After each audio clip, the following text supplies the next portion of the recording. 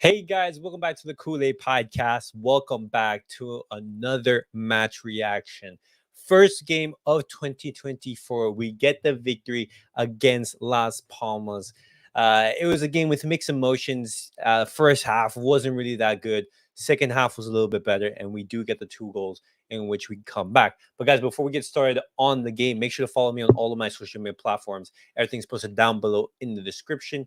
Go check me out over there and follow me with it over there. That way you guys can stay up to date with everything that I do on the channel. And also, guys, if you guys want to join in and give your thoughts about the match, give your reaction, just go on Twitter at Kool-Aid Podcast. Click on the link that I post, the StreamYard link, and then you'll be able to join. That way you guys can debate and also give your thoughts about the game. But let's get started and let's talk about Barcelona's match against Las Palmas. We did play away from home, and we started very poorly. We started losing. Las Palmas, they scored in the 12th minute, and funny enough, it was actually Munir El Haddadi, an ex-Barcelona player. But let's look at the lineup that Barcelona lined up with. You have Iñaki Peña in goal. You have Balde, Koundé, Araujo, and Cancelo in the defense. In the midfield, you had Gundogan, Frankie de Jong, Sergio Roberto, and up top, you had Rafinha, Lewandowski, and Ferran Torres. It was a pretty predictable lineup throughout the entirety of the social media. Lots of people were saying that, hey, this is going to be Barcelona's lineup for the game, and that turned out to be the case. There was some speculation debating, like, hey, is Sergio Roberto going to be starting, or Romeo, or even would we see the inclusion of Fermin Lopez? But Xavi went with the lineup, the most experienced one, with Sergio Roberto included into that lineup. Just continuing off the good sensations from that game against Almeria. But looking at the performance overall from Barcelona in that first half, it was very, very poor. Las Palmas, we were talking about this in the watch along. Las Palmas played through Barcelona, and if you told a neutral which team is Barcelona, which team is a historic Champions League winner, and a winner of La Liga, you wouldn't be able to tell the difference. Las Palmas were playing Barcelona out of the park in that first half, and they were basically cutting Barcelona completely wide open. In the first half, Barcelona did not get a single shot on target, and you know if it wasn't for some key interceptions from Frankie De Jong or from Iñaki Peña, this could have been a completely different game. Sad to see Roque show more impact on Lewa. I know you support Lewa. That's funny. That's funny. But guys, if you guys didn't know, Vitor Roque, he did debut in the game. The Brazilian youngster, he did come on. He came on in the 78th minute mark, and we're going to be talking about Vitor Roque later into the match reaction. And I will just say right now, we have seen some very, very positive signs for Vitor Roque in the very limited minutes that he did get. But talking individually about each player, Iñaki Peña, he didn't have much to do in that goal. Could he have really done much? Maybe. I think maybe if that was Ter Stegen, he maybe could have gotten the block. But Iñaki Peña overall, I don't think that he was a liability. Although Alejandro Balde, he did get a very good start into the game. He made some very good runs, and he was basically exploiting that left hand side of Las Palmas. Obviously, because Ramirez, Sandro, he wasn't tracking back, and so Balde, he did take advantage of that. Just we constantly say that Balde, his greatest weakness is his final ball. There were a couple crosses where it went a little bit too far or it didn't reach the player intended. And that's definitely, I know, something that he's working on in the training ground, but that's one of the things that he does have to work on. I am feeling Lewis will start in the next match because the opponent is weak. I would want to see Lewandowski be rested for that match against Barbaros. And guys, if you guys don't know, Barcelona's next match is actually this Sunday, and it's going to be played in the Copa del Rey against Barbaros, a third division team, I believe, or maybe even fourth. And I don't want Lewandowski playing that match. I want to see more Vitor Roque, and I think that's a perfect opportunity just to ease him into it, and also a good opportunity to rest Lewandowski. But now talking about the defense, the partnership of Ronald Araujo and Koundé. Funny enough, we didn't really see much of this duo because in the 11th minute mark, just hilarious knowing Barcelona's luck. Joao Cancelo, he goes down injured. He did have a clash, I think it was Marmol or Coco, and both of them hit the ball at the same time, and Cancelo's left knee it receives a knock, and apparently he did have to go off in the 11th minute mark. He did go off injured, and the reports were saying that, hey, it's not looking good. It's not looking good.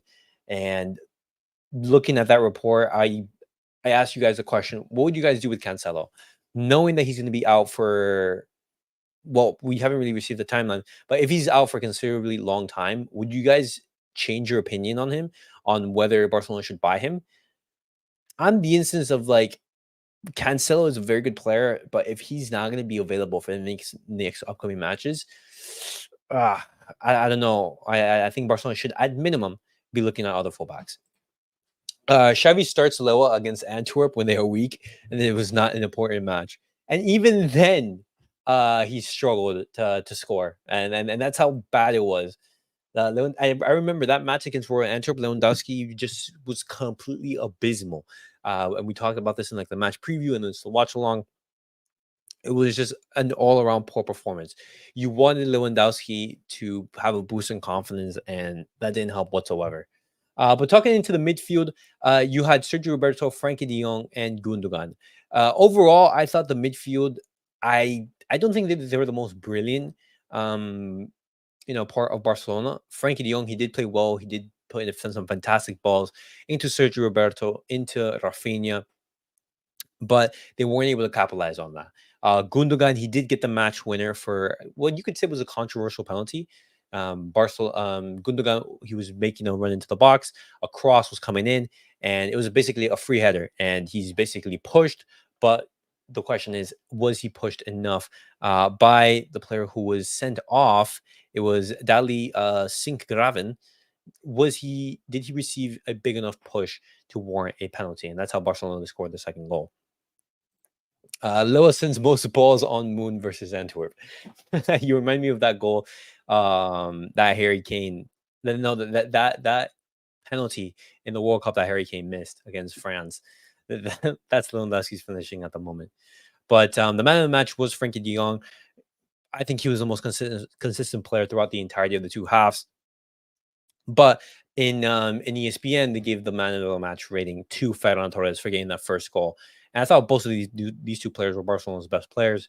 Rafinha, he did show some moments of brilliances attacking the space, but he didn't do really much. Lewandowski, much of the same. Lewandowski and Ferran Torres, he did get the goal, but overall, I thought the attack was just completely lackluster, and the performances from the first half was completely lackluster as well. The second half was much improved. Barcelona did get the two goals, the penalty, and the rebound goal from Ferran Torres. But this team, the overall sensations for the match is that we have a lot to improve on, and we still have lots to work on. This team is continuing the same sensations from last year, where we're starting off very poorly, and then we have to basically crawl our way back into the matches. And looking at the league table, as you guys can see right now, if we didn't win this match, we'd be outside of the European spots. Outside of the Champions League spots. Apologies for that. And so Barcelona remain in third place. We do get 3 points over Atletico Madrid because they did lose against Girona, and we basically keep up with Real Madrid and Girona. Or am I going to HH's hangout? If he's having a hangout, I'll probably stop by for a little bit, say hi because I haven't seen him in a while. But I'll definitely be doing that. But guys, now let's look at what social media is saying. Let's see the sensations regarding the team and everything. Let me just move everything, and let's go check this out. De Jong should be allowed to slap everyone in the dressing room after that match. Absolutely, absolutely.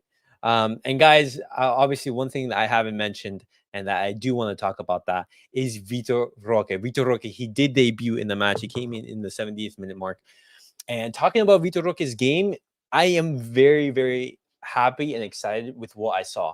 The movement from Vitor Roque was a breath of fresh air. He was making fantastic runs, and he had the movement of a number 9. When you're looking at Lewandowski, you see him slow and basically trotting across the pitch. And whenever we put in a cross into the box, he's on the edge of the 18 box. He's not actually there. And I'm very, very excited with what I saw from Vitor Roque. He did have an opportunity to score though, but it was an uncomfortable angle. But I'm very very happy with what I seen from Vitor Roque, and I want to see more from him, especially this weekend, hopefully against Barbados. But I'm very very happy with what I've seen from him so far. All I know is Barcelona isn't coming close to La Liga or Champions League trophies. They don't have the minerals. Well, I mean, neither do Manchester United. So that's no worries. The number 9 position is all about movement, and his movement and positioning were excellent. He missed a couple chances, but the foundations are clearly there. Very excited, and that's exactly my point. His movement, his positioning, it was that of a number 9. He was in the right spots, in the right moments, and that's something that we've been criticizing Lewandowski for the longest. And as well as his poor finishing. He's not up to par anymore, and that rookie miss. Hopefully, guys, this is the case. Hopefully we can we can have this instance join HH today. He will cover the Barca segment, so be there. Okay, that's 2 people telling me to join, so I'll definitely make sure to go check that out, boys. Vitor Roque's debut: 12 minutes played, 8 touches, 1 goal on target, 1 shot on target, 1 shot off target, 2 big chances missed. And let's talk about Xavi Ball and Barcelona's close W versus Las Palmas. Can Girona actually win La Liga, or Franco tax Sanchez? That's funny. Frankie loses the ball, stops and waves his hands to his teammates. You gotta be joking, man. This is one of the things that I was a little bit frustrated with Frankie de Jong. It's his defensive awareness and his work rate. Frankie de Jong on the ball is absolutely fantastic, but as a lone pivot, you don't want Frankie to be that to be that man. Yeah, um, yeah, but I'm gonna try to make it. After I finish with the watch along, I'll definitely try to make a HH's podcast. Roque, I'm very happy to make my debut and win. Some players are at the clubs for like 6 months and they're yet to see the field. Wow. Your thoughts on his debut? Very, very good. Ilkay Gundogan draws and converts a 93rd minute penalty to win it for Barcelona. Late winner. We are destined to win these Champions League. I don't know about that. Balde pissing me off. This kid's it's his final ball. It's his final ball. That's very frustrating. Xavi, Lewandowski was subbed off because today we needed strikers to run in behind the defense like Vitor Roque or Ferran.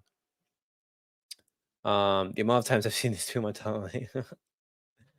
Vitor Roque looked 100% more dangerous. No, 100 times more dangerous in just a few minutes than Lewandowski.